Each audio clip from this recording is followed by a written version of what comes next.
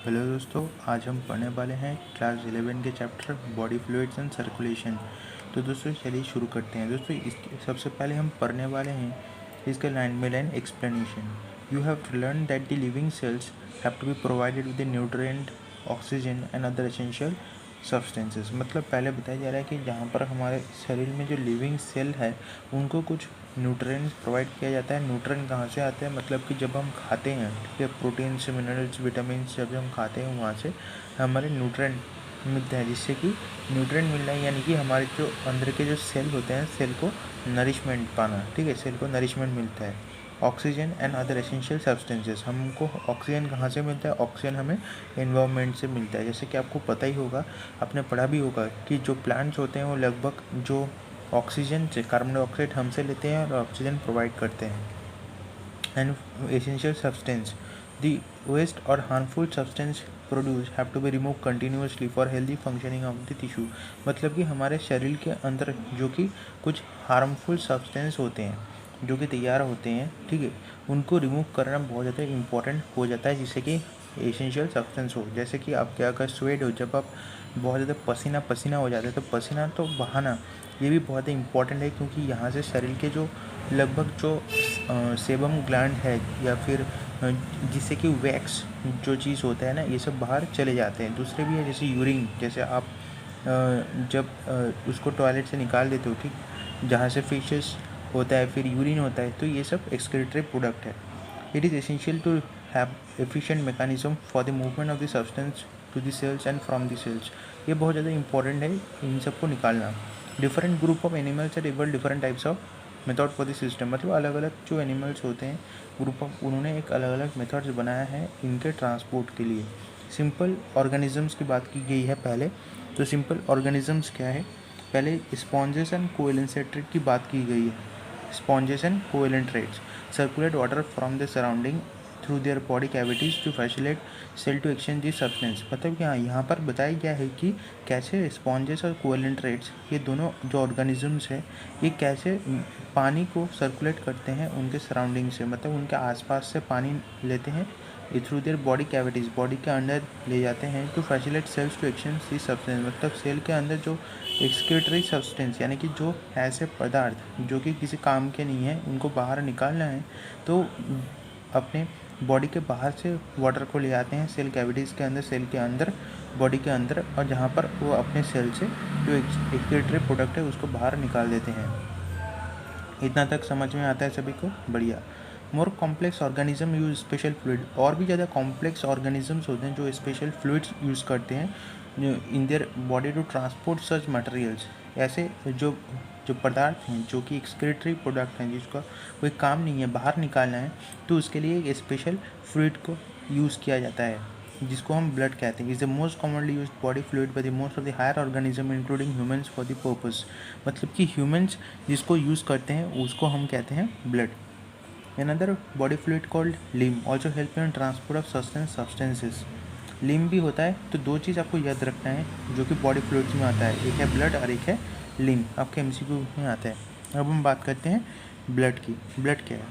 तो blood is a special connective tissue. Blood क्या है? एक स्पेशल कनेक्टिव टिश्यू है consisting of matrix, plasma and formed elements. Formed elements क्या है उसके बारे में हम डिस्कस करेंगे। ब्लड में क्या होता है कि मैट्रिक्स और प्लाज्मा होता है। प्लाज्मा किसको कहते हैं? ठीक है, ब्लड के आप एलिमेंट को डिस्कस करेंगे हम। पहले आता है plasma. Plasma is a straw coloured viscous fluid. जो प्लाज्मा होता है उसका कलर कैसा होता है कि स्ट्रॉ कलर होता है। Viscous fluid consisting of 55% of blood. मतलब कि प्लाज्मा में 55% ब्लड होता है और 90 to 92% is water and protein contribute to 6 to 8%।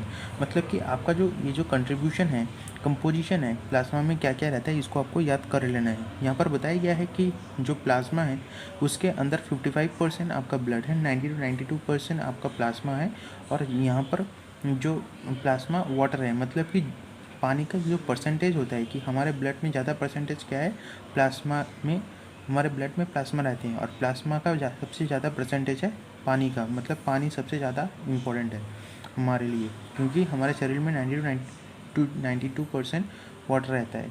इसके बाद प्रोटीन्स की बात करें तो 6 to 8% प्रोटीन्स है। यहाँ पर और सारे मेजर एलिमेंट की बात, मेजर प्रोटीन्स की बात की गई है, फाइब्रिनोजन, ग्लोब्यूलिन और एल्ब्यूमिन। तो हमारे शरीर में जो ब्लड है, ब्लड का जो मेजर प्रोटीन्स कौन कौन से होते हैं, फाइब्रिनोजेंस, ग्लोब्यूलिन्स और एल्ब्यूमिन्स। बढ़िया, इतना तक समझ में आता है। ठीक, अब पढ़ेंगे, देखिए फाइब्रिनोजेंस क्या है, फाइब्रिनोजेंस का क्या काम होता है। ठीक है, अब ये वाला पढ़ेंगे, ये वाला पार्ट। ठीक है, फाइब्रिनोजेंस का क्या पार्ट है, एक बार हम फोकस कर लेते हैं कैमरा को। बढ़िया, देखिए fibrinogens are needed for the clotting and coagulation of blood. मतलब फाइब्रिनोजेंस का क्या काम है कि ब्लड को क्लॉट करना और कोआगुलेशन करना। ग्लोब्यूलिन एक है फाइब्रिनोजन, एक है ग्लोब्यूलिन और एक है एल्ब्यूमिन। ग्लोब्यूलिन का क्या काम है, globulin a primary involve in defence mechanism of the body, body के जो डिफेंस मैकेनिज्म में ये काम आता है। एल्ब्यूमिन क्या करता है, इस help in osmotic balance, body में ऑस्मोटिक बैलेंस में हेल्प करता है। तो हमारे शरीर में जो 3 मेजर प्रोटीन्स होते हैं जो कि आपके प्लाज्मा के अंदर रहते हैं, वो है फाइब्रिनोजन, ग्लोब्यूलिन और एल्ब्यूमिन। ठीक है, फाइब्रिनोजन मतलब कि ब्लड को क्लॉट करना, coagulation of blood.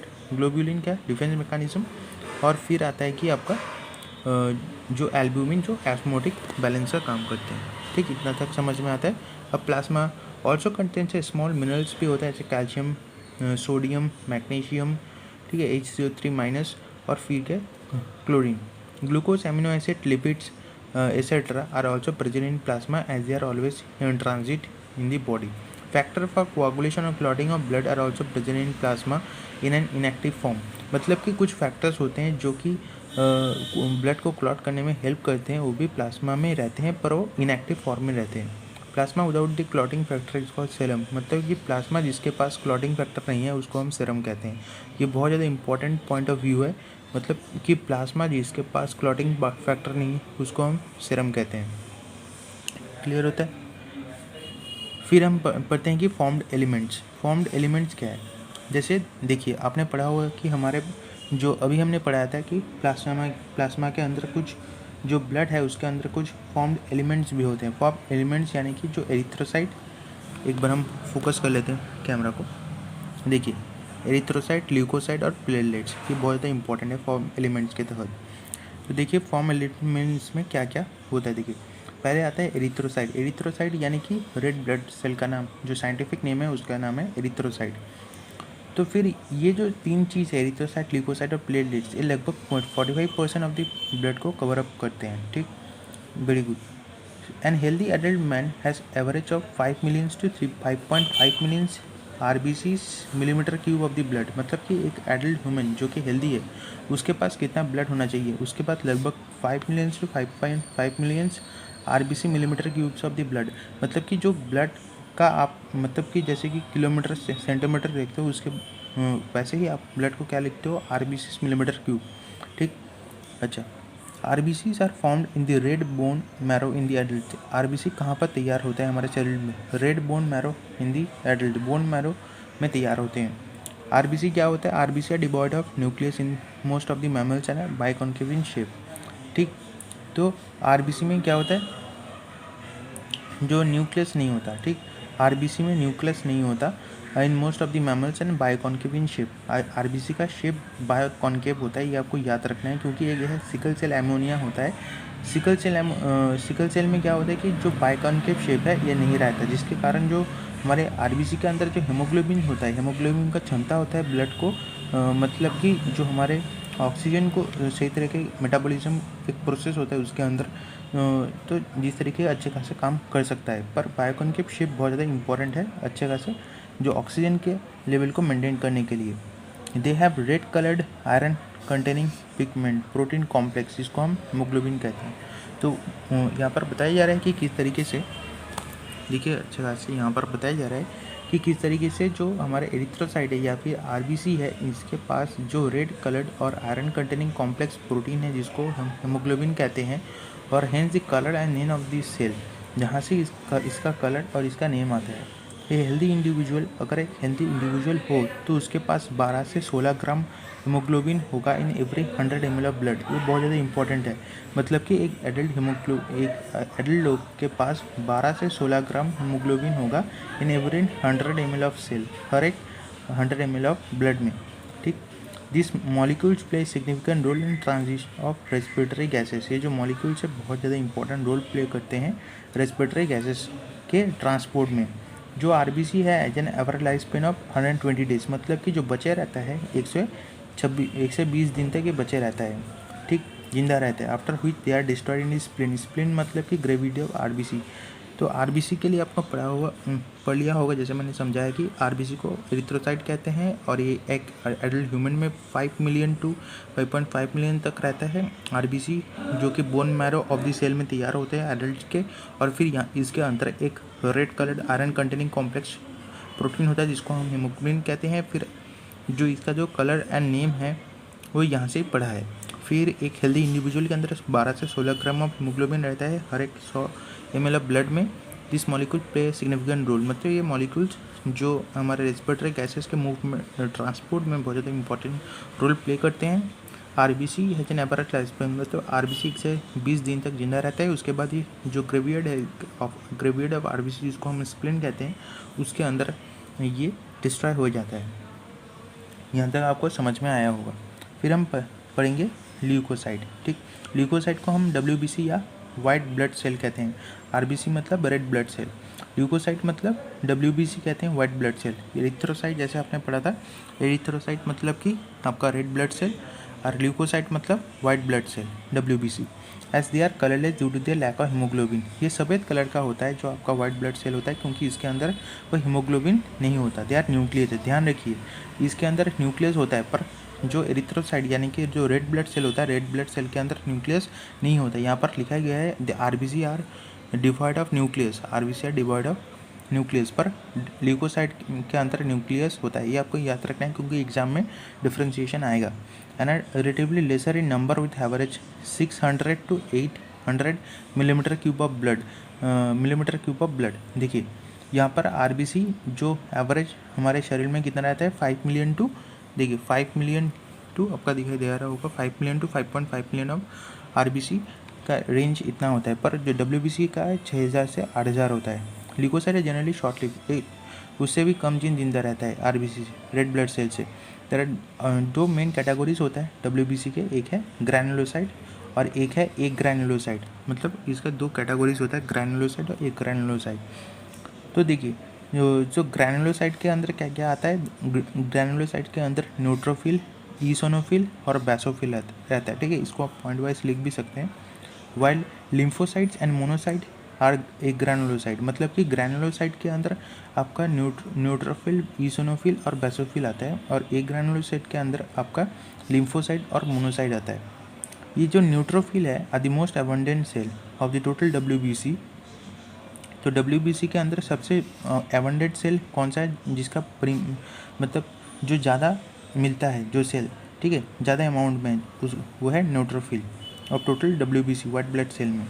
Basophil are less, basophil सबसे कम मिलता है डब्ल्यूबीसी में। सबसे ज़्यादा कौन सा मिलता है, कौन सा सेल, वो है न्यूट्रोफिल, सबसे कम basophil.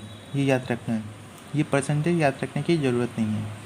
Neutrophil and monocyte, neutrophil and monocyte को हम फैगोसाइटिक सेल कहते हैं। क्यों? क्योंकि वो फॉरेन ऑर्गेनिज्म को डिस्ट्रॉय करते हैं। फॉरेन ऑर्गेनिज्म मतलब कि कोई भी ऐसे ही बैक्टीरिया जैसा कुछ जो भी अंदर चला आता है शरीर के अंदर, उसको ये डिस्ट्रॉय कर देता है। कौन कौन से, एक है न्यूट्रोफिल और एक है मोनोसाइट, जिसको एक साथ हम फैगोसाइटिक सेल कहते हैं। जो फॉरेन ऑर्गेनिज्म मतलब फॉरेन यानी कि बाहर से कोई भी अगर ऑर्गेनिज्म हमारे शरीर में घुस जाता है तो उसको ये खा जाता है, ठीक, इसलिए फैगोसाइटिक लिखा गया है। बेसोफिल सिक्रेट हिस्टामिन, तो बेसोफिल क्या सिक्रेट करता है, बेसोफिल हिस्टामिन, सेरोटोनिन और हेपारिन सिक्रेट करता है। और इन्वॉल्व में इन्फ्लेमेटरी रिएक्शन में ये इन्वॉल्व है, ठीक, इतना समझ में आता है, ठीक। ईसोनोफिल का क्या काम है, वो रेसिस्ट करता है इन्फेक्शन होने से, ये उसको रेसिस्ट करता है, मतलब इन्फेक्शन होने नहीं देता। कौन करता है, इसका काम है ईसोनोफिल, ठीक है। एंड आर ऑल्सो एक है फॉर्म एलिमेंट्स। तो एग्जाम में और एक टाइप का क्वेश्चन पूछा जाता है कि आपको जो हमारे जो ब्लड है आरबीसी, उसके अंदर क्या क्या मिलता है। उसके अंदर आपको प्लेटलेट्स मिलता है, प्लेटलेट्स को हम थ्रोम्बोसाइट बोलते हैं, जो कि आप आगे पढ़ेंगे। ईसोनोफिल मिलता है, ईसोनोफिल का क्या काम है कि ये रेसिस्ट करता है इन्फेक्शन को। फिर आता है बेसोफिल, बेसोफिल मतलब कि सबसे कम पाया जाता है बेसोफिल, ठीक है। बेसोफिल क्या क्या सिक्रेट करता है, देखिए बेसोफिल हिस्टामिन, सेरोटोनिन, हेपारिन को सिक्रेट करता है। फिर आता है न्यूट्रोफिल, और फिर आपको याद रखना होगा न्यूट्रोफिल और मोनोसाइट, जो न्यूट्रोफिल है और एक है मोनोसाइट, इन दोनों मिक्सचर, इन दोनों क्या करते हैं, न्यूट्रोफिल और मोनोसाइट मिलकर, ये न्यूट्रोफिल और मोनोसाइट मिलकर ये फैगोसाइटिक सेल तैयार करते हैं, और फैगोसाइटिक सेल जो कि फॉरेन ऑर्गेनिज्म को डिस्ट्रॉय करते हैं। ठीक है, यहाँ तक समझ में आया होगा आपको। अच्छा है, अब देखिए अब कहाँ से शुरू होता है। देखिए रेसिस मतलब कि यहाँ पर जो ईसनोफिल है जो कि resist infection and are also associate, किसके साथ एसोसिएटेड होता है कि ये एलर्जिक रिएक्शन के साथ एसोसिएट होता है। जैसे कि आप देख सकते हैं एलर्जिक रिएक्शन के साथ ये एसोसिएटेड है। Lymphocyte are of two major type, मतलब लिम्फोसाइट का दो तरीके हैं, एक बी और टी। बी मतलब कि बोन मैरो, बी मतलब कि बोन मैरो, और टी मतलब कि थीमस, टी मतलब कि थैमस। आपको ये याद रखना है, बी मतलब कि बोन मैरो और टी मतलब कि थीमस। ठीक, लिम्फोसाइट का दो तरह का लिम्फोसाइट होता है, एक बी और टी। बोथ बी और T R responsible for immune responses of the body. Body का बहुत सारे इम्यून रिस्पॉन्सेज होते हैं, जैसे इनेट इम्यून रिस्पॉन्स, ठीक है, वैसे सेलुलर इम्यून रिस्पॉन्स जो सेल लेवल के होते हैं। Platelets are also called thrombocyte, platelets को हम थ्रोम्बोसाइट्स भी कहते हैं। Are cell fragment produce from megakaryocyte, मतलब जो प्लेटलेट्स होते हैं अब जानते ही होंगे, उसको हम थ्रोम्बोसाइट कहते हैं। और ये कहाँ से तैयार होते हैं, ये कुछ सेल फ्रैगमेंट से तैयार होते हैं जिसको हम मेगा कैरियोसाइट कहते हैं। तो मेगा कैरियोसाइट सेल से के फ्रैगमेंट से हमारे प्लेटलेट तैयार होते हैं, जो स्पेशल जो कि बोन मैरो में तैयार होते हैं। Blood normally contents 1,50,000 to 3,50,000 blood millimeter cube. Platelets can release a wide variety of substance which most of them involve in coagulation और clotting of blood. मतलब प्लेटलेट्स का ज़्यादा काम होता है कि ब्लड को क्लॉट करना। आप चाहते हो कि किसी को कोई भी डिजीज़ होता है, मतलब कि ब्रेन इंजरी होता है, तो ब्रेन इंजरी होने से आप जानते हो कि उसका प्लेटलेट डाउन हो जाता है, ऐसे डॉक्टर बताते हैं। यानी कि जो ब्लड कोआगुलेट करने का जो क्षमता है वो कम हो जाता है, इसलिए उसको बचाना, मतलब जिंदा रहना, जिंदा रखना बहुत ज़्यादा मुश्किल हो जाता है। तो प्लेटलेट बहुत इंपॉर्टेंट है क्योंकि ब्लड को एक कोआगुलेट कर कर रख जाता है, क्लॉट करता है, मतलब ब्लड को बाहर आने नहीं देता। ठीक है, अगर आप जानते हो इंजरी अगर होता है कहीं पर तो वहाँ से तो ब्लड बाहर आ जाएगा। ब्रेन अगर इंजरी हो गया तो ब्रेन से ब्लड बाहर आ जाएगा। ठीक, समझ में आता है यहाँ तक? गुड। ये reduction in their number lead to clotting disorder. इसका नंबर, अगर प्लेटलेट्स जो कि एक सेल फ्रैगमेंट से तैयार होता है, इसका नाम है मेगा कैरियोट्स, इसका नंबर अगर कम हो जाए प्लेटलेट्स का तो क्लॉटिंग डिसऑर्डर होगा, which will lead to excessive loss of blood from the body, जहाँ से जो ब्लड का लॉस होगा। ठीक है, इसके बाद बारे क्लास में हम पढ़ाएंगे ब्लड ग्रुप, जो कि है एबीओ ब्लड ग्रुप और आरएच ब्लड ग्रुप, फिर आरएच ग्रुपिंग पढ़ाएंगे। Till then stay tuned.